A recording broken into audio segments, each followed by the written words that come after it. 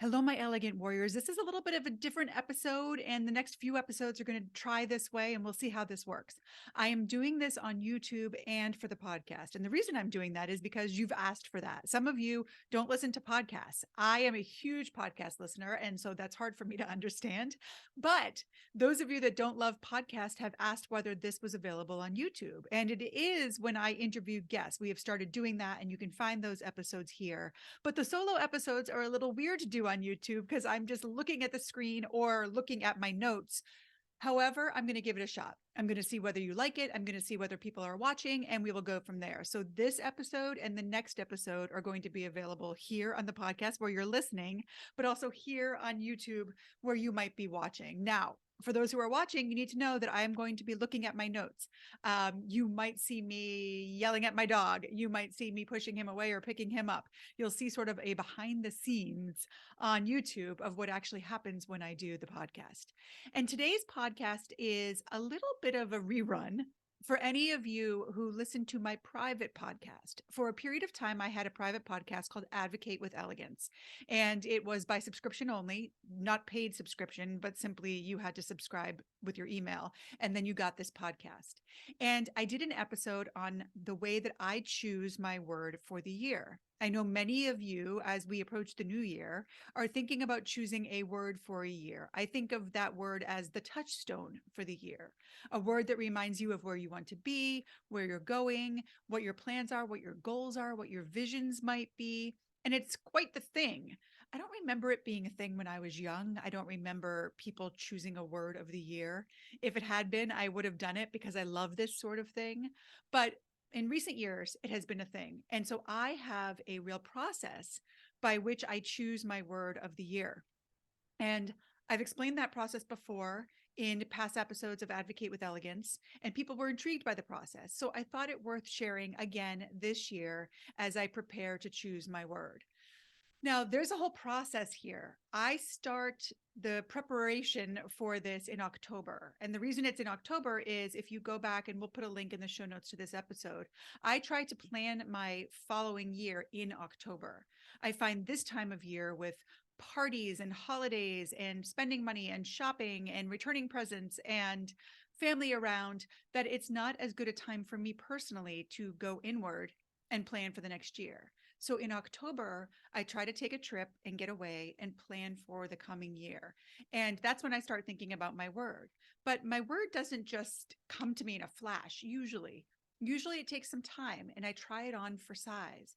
And I'm a little bit of a freak with words, as you're about to hear. I think words are magic. I think every word has an energy, a seed in it. And it's our responsibility as speakers and users and writers of words to understand them and to use them appropriately. I'll never forget, I had once heard that Maya Angelou would, if someone came into her home and used words that were prejudiced or nasty or foul or even cursing, she would make them leave the house because she felt as though the house would gather the energy of those words, and I'm paraphrasing here, and that they would stay in the house. And I believe words have energy too, and that we need to be very conscious of how we use words. The word abracadabra, that word that magicians use to create magic and to make something out of nothing, that is a word that is Arabic, and it means I create as I speak. And we do create as we speak. And so the words that we choose every day are enormously important. But the word that we choose for the year to apply for our year is especially important. Now, before I get into my process, I do want to make sure I talk about this because it keeps coming up for me in my coaching work. And so I think it's worth sharing with you. I do not believe in how to. I do not believe that anyone, not a coach, not a therapist, not a teacher, can tell us how to do something. I think that when we look to other people to tell us how to do something, we are giving away our power. Now, I love teachers. I love coaches. I've had many of both. I have mentors. And what I love with a mentor is someone who says, how could you do this? How could you choose your word for the year? How could you make a cake? How could you write a book? How could you start a business? How could you become a lawyer? Not how to, how could. And then I also love when those people, especially people who have done the thing that I want to do, then say, how I. So it's first, how could you do this thing? And then that person teaches me how I did this thing. I did it this way.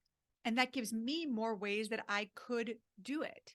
And so I think the combination of how could and how I, and then sometimes you can go back to how could, how I, how they, how we, but never how to. It is never prescriptive. It is never, this is the way that it is done.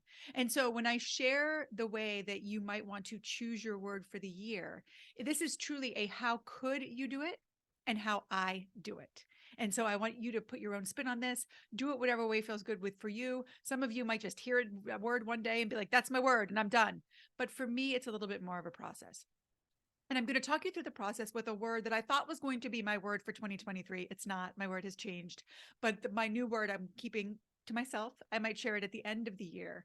But this is a word that I thought was going to be my word.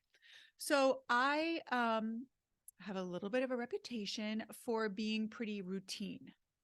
And some might even say inflexible. Some have said inflexible. I actually don't think that I'm inflexible. I think I can be really flexible in the right settings, but I can also be very inflexible in the right settings. I am very good at keeping myself safe and secure and healthy and focused. And all of that takes some pretty strong routines. However, I'm aware that flexibility is an asset. And so I had thought that my word for 2023 was going to be bend. So let's work with that word and I'll go through the process.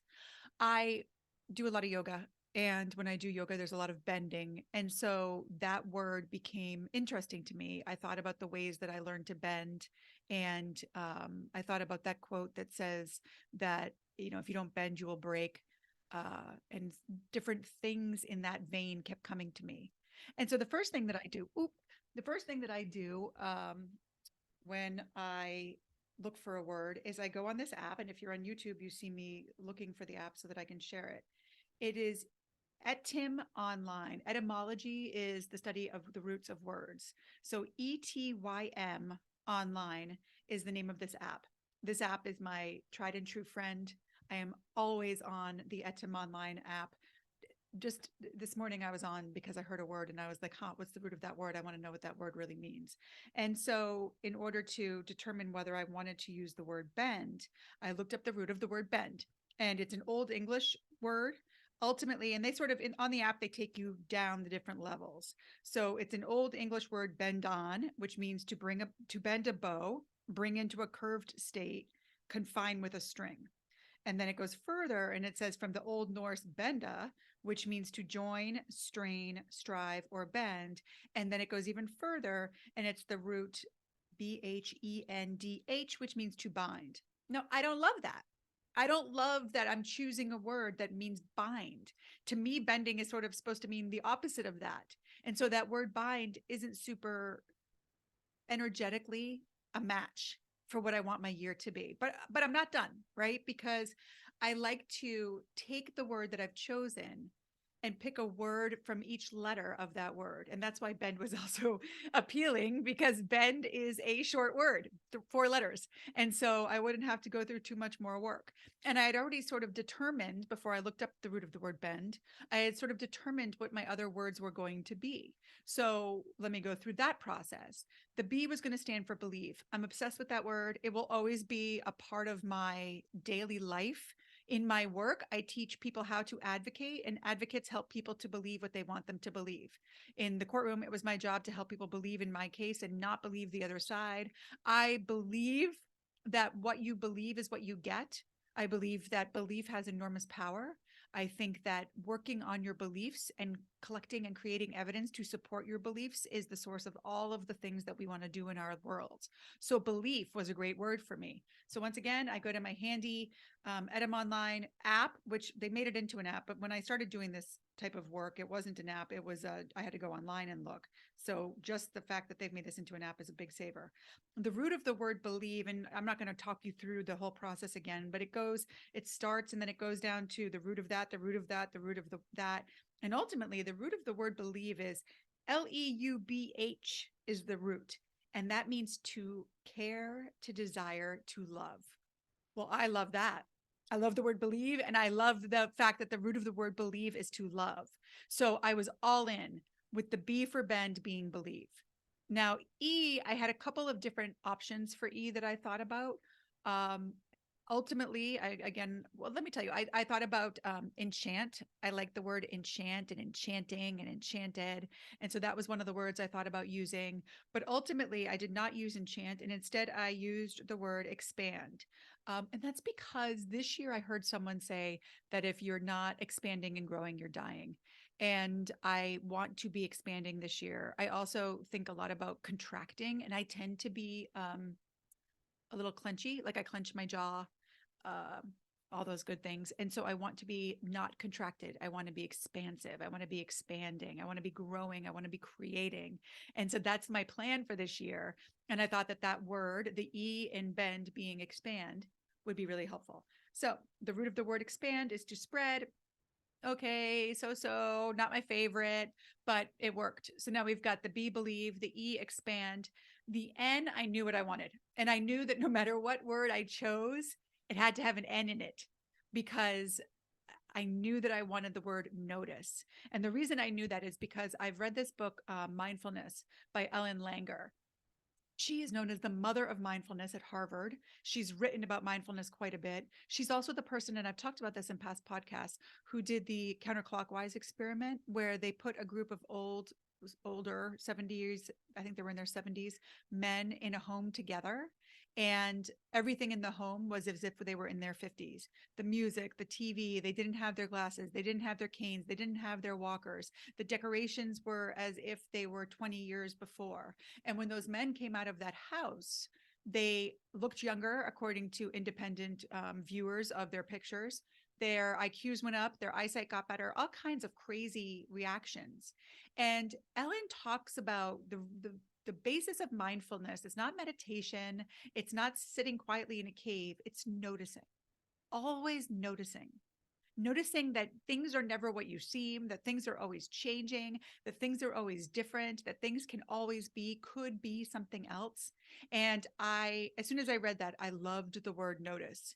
And I often remind myself to notice. I take more walks with the dog without my phone so that I'm not listening. Usually I listen to podcasts or music, and so that I'm just simply noticing who's around me, noticing what people are doing with their homes, noticing what's going on with the water. I'm really a big fan of the word notice. And so, of course, we go back to the Happy app and we look up to see what the root of the word notice is. The root of the word notice is to know. Well, that's great. So now I've got my B, my E, my N, belief, expand, notice. And now I have to find a D word. And my friend Courtney often says the word delightful. And delightful is a delightful word. And I want to be delightful. I want to see my days as delightful and to be a delight. I want to be delightful for the people around me. And so that word too seems like it would be a really good fit. But once again, I had to figure out whether the root of that word was going to work for me. And so I looked up the root of the word delight, and I love the root of the word delight. It's the same as delicious. And the root is to entice and charm. And I love that as well. So bend was going to be my word. And I was all in with the word bend, and I was playing with it and thinking about it. And then um, another word came to me, and something changed towards the end of the year. Something good came into my life, and I decided that bend was not going to be the right word for me, in large part, to be honest, because of the root of the word bend. I did not love the root of that word, and therefore didn't love the energy of the word, and I just couldn't get over it. You don't have to go through this whole process. And if you want a big, long word, like another word that I absolutely love, that is also going to be a touchstone for my year, is beloved. And I'm certainly not going to do this process with every letter of that word because I wouldn't remember it. That's a big part of it as well. If you choose a really long word, it's hard to remember if you break down the word and use each letter. And so that's another reason that I don't historically use big, long words. But this year I have my word. I've taken my word through this process. I love my word for this year, and it will be my touchstone as we go through the year. perhaps at the end of the year, if I'm still doing the podcast and if I'll share with you what the word was and whether or not it actually mirrored back what happened to me in the year. But I would love to hear from you what word or words you're thinking about for this year. What words have you chosen? What words are you going to choose? Does this make you want to choose a word, or does this sound like way too much work and no fun whatsoever? Are you also a word person? I would love to hear all of that from you. So you can respond in the YouTube, you can write comments, or you can email me, heather@elegantwarrior.com, or I always put a Instagram post. My Instagram is at I'm Heather Hansen. I always put an Instagram post up about the podcast, and you can always respond there as well. Next week, I am going to share. So I have read almost 200 books this year. Last year, I read a lot more. I think I know the reasons for that. But this year, I read almost 200 books. And in next week's podcast, I'm going to share my 5 favorite fiction books and my 5 favorite nonfiction books. So if you're interested in books, that's what next week's podcast is going to be about. That too will be on YouTube because I'm going to record it right away. Today anyway. I do have to run out and run some errands in the interim, but we will put a link to the YouTube in the show notes. In the YouTube, I don't really know how that works. I have a fabulous woman who, Jamila, works with me, and she does that part. So she'll figure out what we can link to there. But let me know what you think about this new way of doing things as well. And rest assured that on the YouTube, you are going to see me trip over my words, and you're going to see me look down at my pieces of paper for the next episode for sure. As I refer to my book list, you'll see me looking down at my pieces of paper. The last thing that I wanted to ask you guys about is many of you have reached out to me about doing whether or not I would ever do a mastermind or a retreat. And this is something that I've talked to some of my one-on-one coaching clients about, specifically a few on the West Coast have asked me to come out there and do a weekend long or a 2-day retreat or mastermind. I am seriously considering doing so, but I would love to hear your take on it. Is that something that you're interested in? Is that something that you would attend? Is that something that you would want to come to if I were to put on a retreat and perhaps rent a space for a weekend and invite some people in to share their forms of elegance, and for me to give different talks on advocating and advocating with elegance, and how to ask for what you want in a way that makes you likely to get it, and how to help people believe what you want them to believe, and how to use evidence to change minds and change hearts. So I'm going to also ask you to let me know that in the comments if that's something that's interesting to you. And in future episodes, I'm probably going to create a landing page where you can let me know more specifically if that's something you'd be interested in. So that's a little seed I wanted to plant as we head into the new year. Good luck with your word. Give it a chance. You can pick it right out of the sky. You do not have to go through this process. This is not a how to, it's a how could. I hope that you have a great holiday season. I will be back next week. And in the meantime, take good care.